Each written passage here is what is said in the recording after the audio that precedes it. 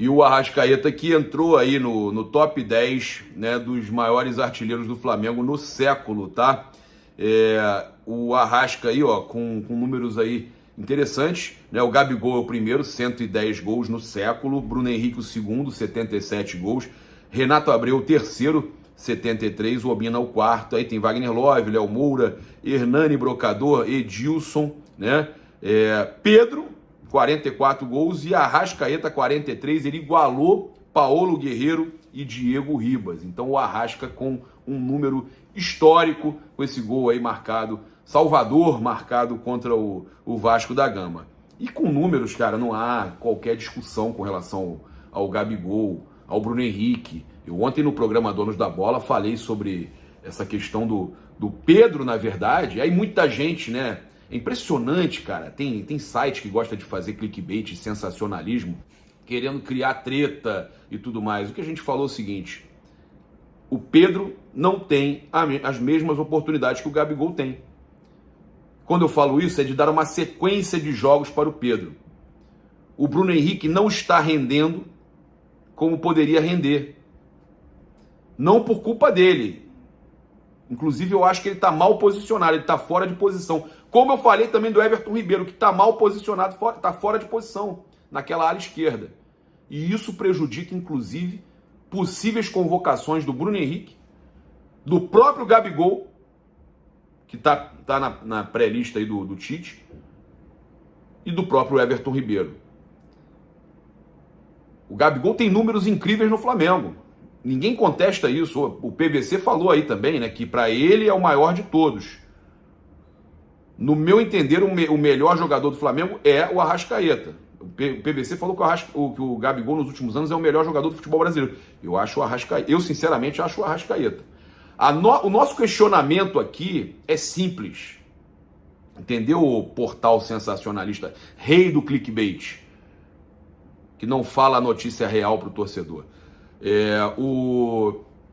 O Arrascaeta, para mim, é o top 1 aí do Brasil nesse momento. Melhor jogador em atividade. O gênio Arrascaeta.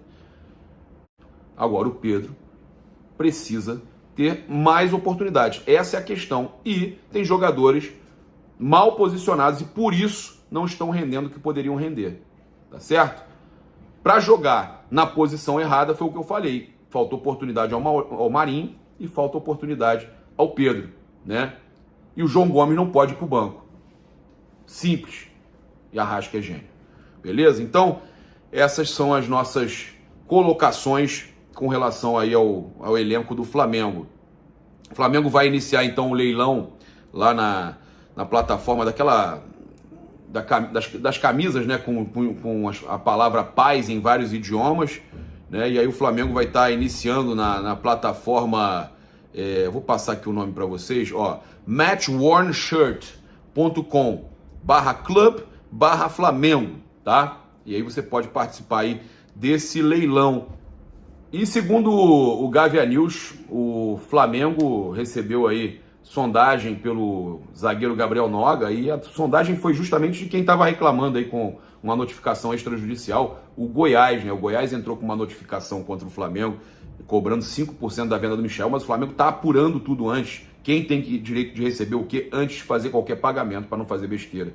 E aí, a notícia que eles trouxeram é que o Goiás, no final de fevereiro, tentou a contratação do Gabriel Noga, não conseguiu, mas vão tentar novamente, até porque ele não tem tido espaço com o técnico Paulo Souza, e o Flamengo até vê aí com bons olhos um empréstimo do Gabriel Noga para que ele possa ganhar rodagem, assim como fez com o Hugo Moura, com o próprio Rodrigo Muniz, né, que está até muito bem lá no Fulham, e o Flamengo negociou o jogador. Primeiro tinha emprestado ele para ganhar rodagem e tudo mais. O Flamengo tem feito muito isso. Então o Gabriel Noga, infelizmente, não tem tido espaço aí, né? Meu xará não tem tido espaço no Flamengo.